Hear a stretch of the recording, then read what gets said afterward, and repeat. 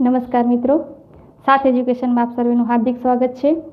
આપણે સૌએ આગલા લેક્ચરમાં ગુજરાતી વ્યાકરણનો અગત્યનો મુદ્દો એવો સમાસનો પ્રાથમિક પરિચય મેળવ્યો.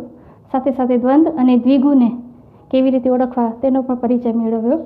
સિરીઝને આગળ વધારતા આપણે આજે ત્રીજો સમાસ લઈએ છીએ, કર્મધારય સમાસ.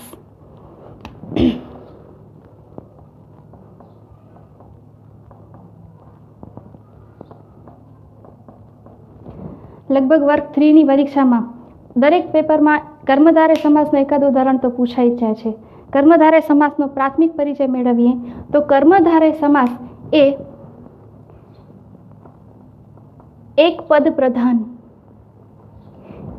પ્રધાન સમાસ છે. સાથે સાથે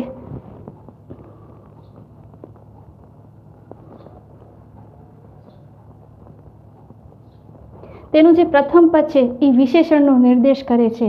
આ તો થઈ તેની વ્યાખ્યા, પણ પરીક્ષામાં ઝડપથી તેને કેવી રીતે શોધીએ તેનો આપણે ઉદાહરણ પરથી પરિચય મેળવીએ. દાખલા તરીકે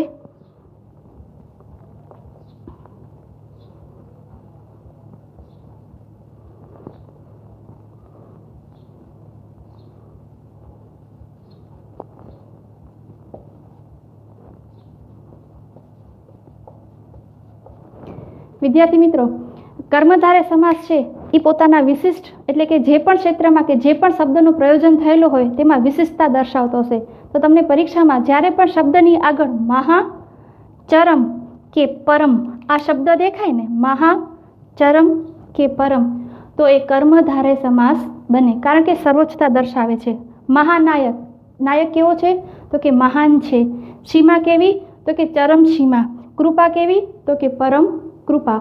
એટલે પેપરમાં જો મહા, ચરમ કે પરમ જેવા શબ્દો પ્રયોજાયેલા હોય તો એ બનશે કર્મધારય સમાસ.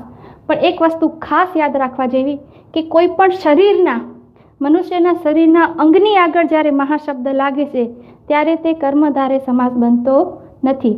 દાખલા તરીકે મહાબાહુ.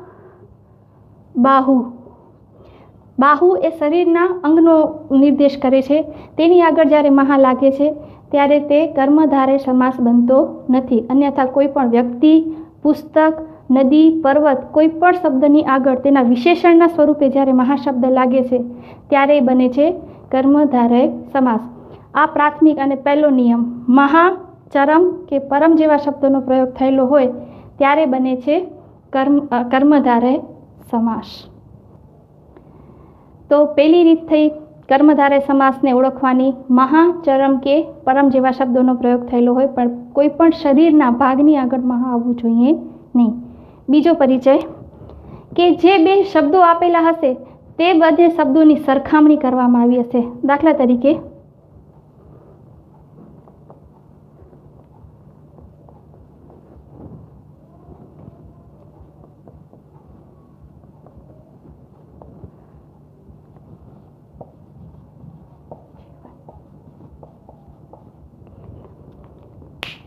પેલો શબ્દ છે હૈયા સગડી. જ્યારે આનો વિગ્રહ કરશું ત્યારે થશે હૈયા રૂપી સગડી. બીજો છે કાજળ કાળું.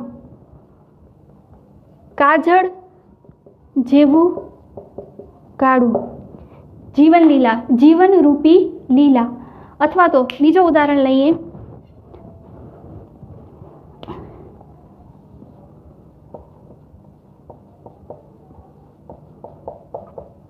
સંસાર સાગર.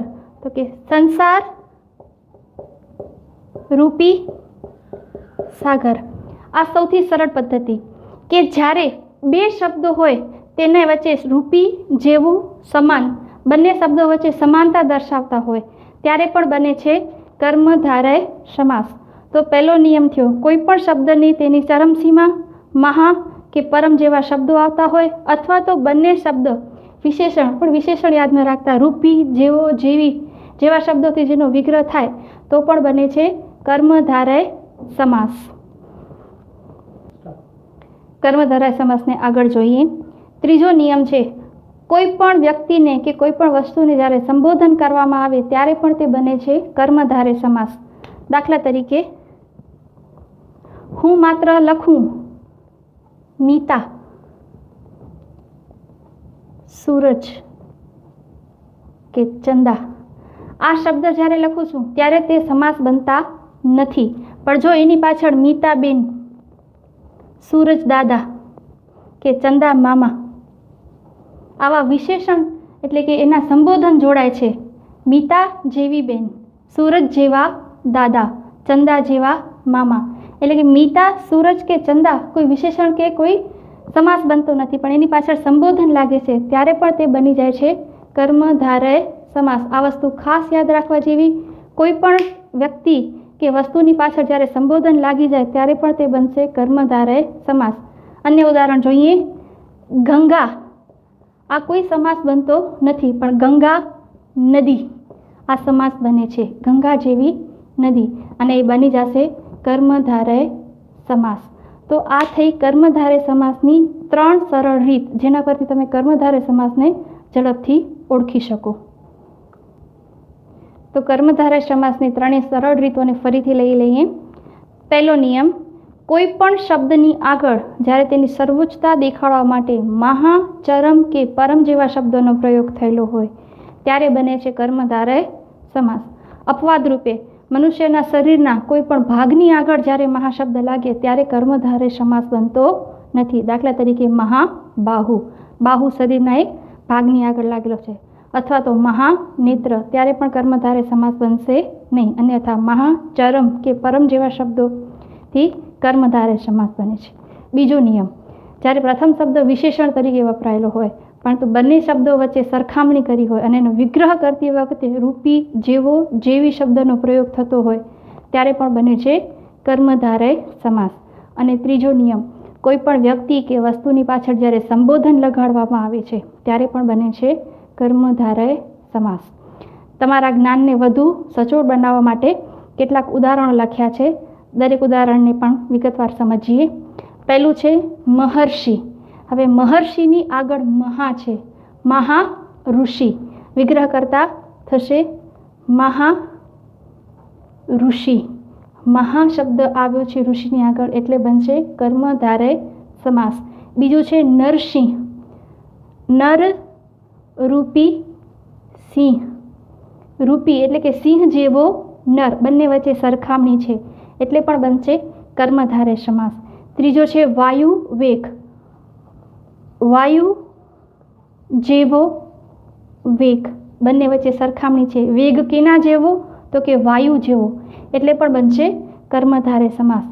જીવન જળ, જીવન રૂપી જળ.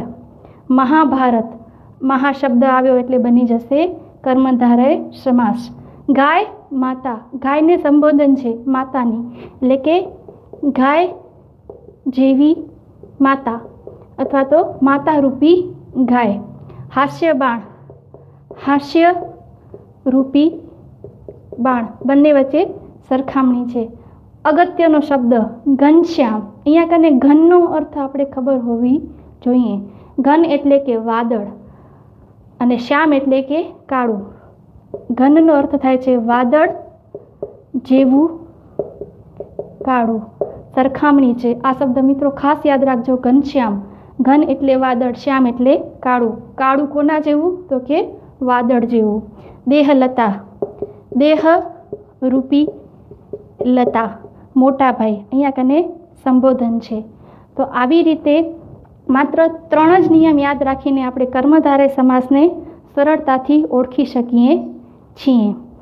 આ થયો આપણો કર્મધારય સમાસ. આગામી સમયમાં બાકી રહેતા સમાસોની આટલી જ સરળ પદ્ધતિ અને સરળ સમજૂતી સાથે ફરીથી હાજર રહીશું. તો જોતા રહો સાથ એજ્યુકેશન. Thank you.